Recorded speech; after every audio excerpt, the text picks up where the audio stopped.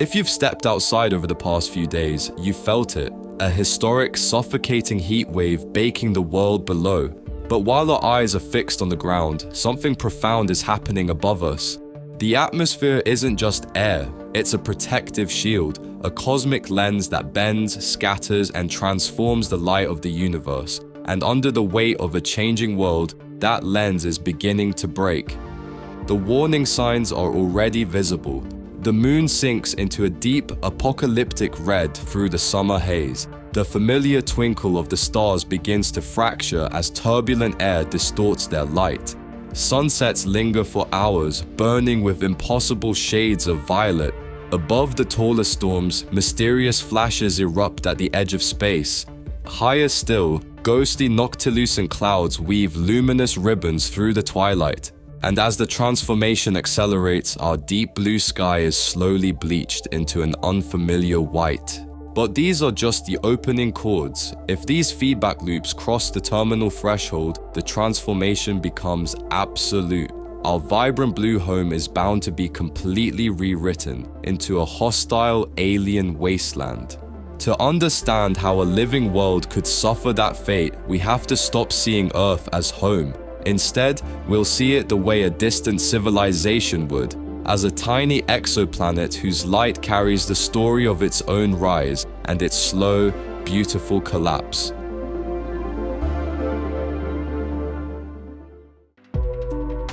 Four light years from here, orbiting the nearest star to our own, sits Proxima Centauri b. While there is a lot of discussion surrounding life on this exoplanet, let's imagine for a moment that an intelligent life form is pointing their telescope towards our solar system. To them, Earth is an invisible speck, completely swallowed by the glare of our sun, but they wouldn't need a photograph to know we are here. They would use spectroscopy.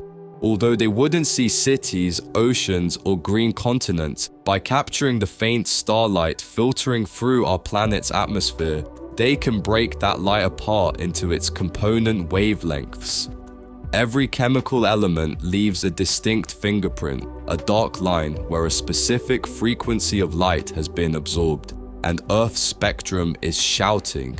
It reveals a planet saturated with an impossible mixture of oxygen and methane. In pure chemistry, these gases destroy one another. Their coexistence is a state of severe chemical disequilibrium, an absolute guarantee of a massive, active biosphere. But looking closer, an observer would find something else: synthetic molecular scars, artificial compounds like nitrogen dioxide and chlorofluorocarbons that do not occur in nature. To an outside observer, these aren't just biosignatures, they are technosignatures, indisputable proof of an industrial civilization altering the very chemistry of its sky. From this data, the observer's models would reconstruct a masterpiece. They would expect a pristine, living sanctuary, a vibrant blue marble wrapped in deep liquid oceans, carved by massive landmasses of lush green vegetation and teeming with diverse, thriving ecosystems. To them, our world would look like the crown jewel of the local galaxy. Driven by the promise of this living paradise, they leave the telescope behind and trace that light back to its source. But in the cosmos, distance is time. The starlight they studied was already years in the past, and as their spaceship crosses the cold interstellar void, decades will blur into centuries, completely unaware that by the time they arrive, the paradise they were promised will be long gone.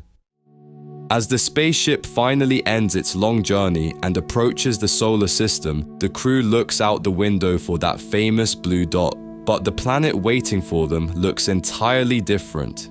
The vibrant blue marble from the old data is gone. From orbit, the Earth looks heavy and washed out. The bright blue edge of the sky has faded into a dull, dirty teal. And it's not just the look that changed. The ship's instruments reveal a massive spike in global temperature. The atmosphere is trapping far more heat than their old models predicted, turning the planet into a giant greenhouse. Huge chaotic storm systems wrap around the continents, hiding the land below under a thick layer of grey clouds. Even the white ice caps at the poles look dark and muddy. This isn't a dead rock, but it's a planet that looks visibly sick. To figure out what went wrong, the spaceship changes its course. It steers away from the blinding daylight and begins its descent, plunging straight into the heavy cloud deck to land on the dark side of the world. As the ship enters the atmosphere, the descent is incredibly rough. The air isn't thin and crisp like it used to be. It feels heavy, dense, and thick with trapped water vapor. Because the planet is holding onto so much thermal energy, the atmosphere is churning with violent wind currents, fighting the ship on its way down. Finally, the turbulence fades as the ship clears the lowest clouds and touches down. Outside, it is the middle of the night. The surface is quiet, dark, and covered in a thick, stagnant haze. But as we look up into the dark sky, we catch the first real clue of what is happening to this world. From the ground, the view is completely unrecognizable. As we look up at the horizon, the moon begins to rise, but the bright silver glow from our centuries-old data is gone. It has been replaced by a deep, unsettling crimson. Normally, a reddish moon isn't uncommon. Dust and humidity in the lower atmosphere have always changed its color a little bit when it's low on the horizon. But our instruments show that what is happening here is on a completely different scale. This isn't a temporary summer haze, it is a permanent shield of atmospheric aerosols. Unprecedented, high-intensity megafires have pumped millions of tons of microscopic soot straight into the upper troposphere. Because these particles are so light, they don't settle. They travel thousands of miles, wrapping the entire globe in a layer of ash. This debris acts as a giant planetary filter. It blocks and scatters away the shorter, weaker wavelengths of blue and green light, a physics process known as Rayleigh scattering. Only the longest, heaviest red wavelengths can punch through the polluted air. And this is no longer just a brief phase during a fire season. It has become the default setting of this altered era. The pollution is simply too thick. Even at its highest point, it hangs in the dark as a faint, muddy copper disk, a dim ember struggling to pierce a permanent atmospheric filter. Eventually, even that dim ember is swallowed up entirely. This planet has become a hyperactive thermal engine, and massive storm systems are constantly rolling across the globe. But as the heavy thunderclouds roll in and obscure our view, the sky reveals something genuinely alien. The upper atmosphere isn't dark and quiet. It is exploding with silent, colossal structures of colored light shooting directly into space. These are transient luminous events, more commonly known as sprites and elves. In the past, these were incredibly rare, fleeting anomalies that scientists could barely catch on camera. But on this overheated world, they have become a constant, violent feature of the night sky.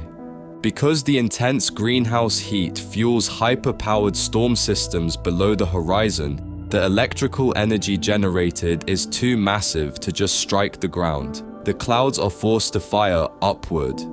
The giant bleeding crimson shapes we see are sprites. They are massive clusters of electrical plasma stretching up to 90 miles high, flickering right at the edge of the vacuum. Right above them, elves appear as flat, ghostly rings of red light spanning hundreds of miles across the ionosphere, triggered by the intense electromagnetic pulses of the storms below. These electrical explosions flash so high up that they illuminate the very ceiling of the world, pulling back the dark to reveal the sky's next anomaly. High above the smoke and the weather, the edge of space ignites with brilliant electric blue ribbons of light. These are noctilucent clouds, and they form over 50 miles up in a layer of the atmosphere called the mesosphere.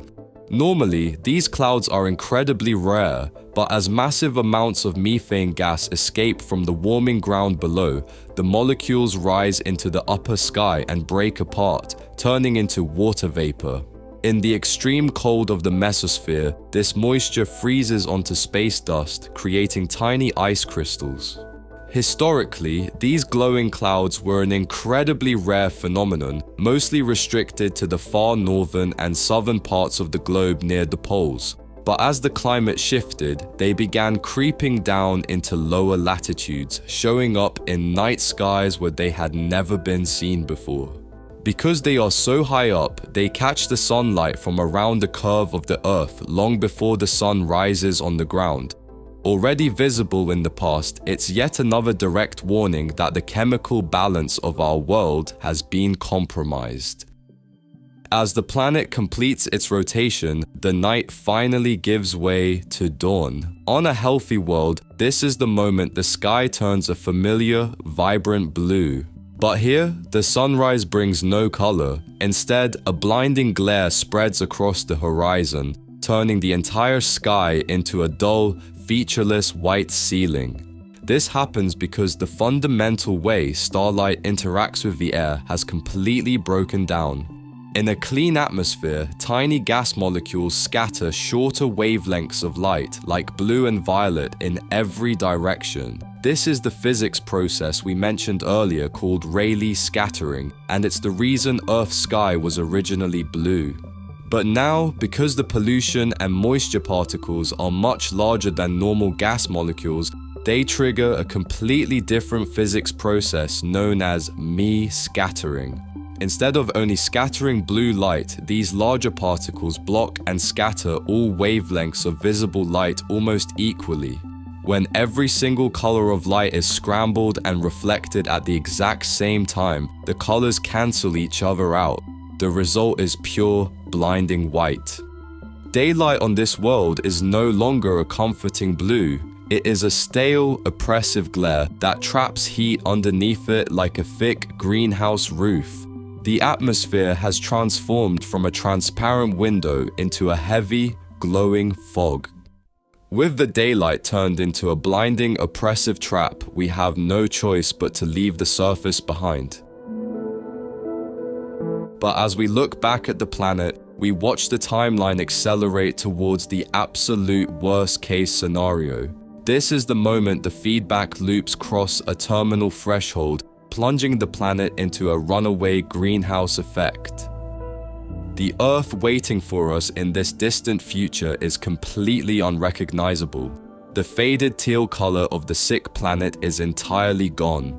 In its place hangs a volatile, glowing neon green sphere wrapped in a thick, violent shroud.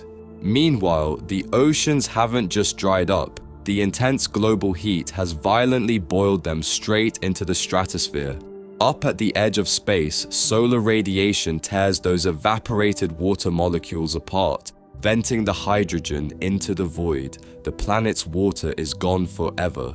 Down below, the familiar shapes of our continents have been completely erased, cooked into a sterile, volcanic wasteland.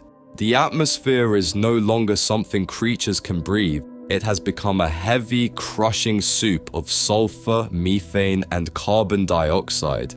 That bright neon green glow hugging the edge of the planet is the final physical signature of a world that has officially crossed the point of no return.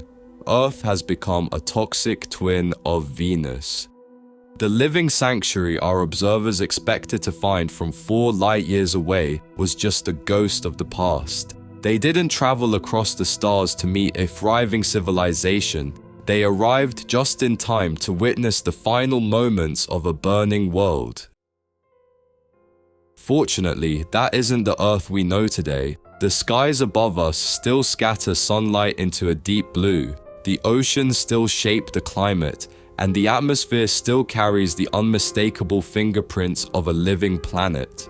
The red moons, ghostly noctilucent clouds, towering sprites, and shifting sunsets we've explored are all real phenomena, but today they remain only subtle hints of the complex system that surrounds us. But perhaps the most remarkable lesson isn't how fragile Earth is. It's how much a planet can reveal about itself without saying a single word. From trillions of kilometers away, an atmosphere becomes a message written in light. Every sunrise and sunset, every eclipse, every spectrum carries clues about the world beneath it. It's the same language we now use to search for oceans, climates, and even life on planets orbiting distant stars. And maybe that's the strangest realization of all. To understand alien worlds, we first had to learn how to see our own. When we look up at the sky, we have to remember, we're not just looking through Earth's atmosphere. We're looking at the story of an entire planet written in light.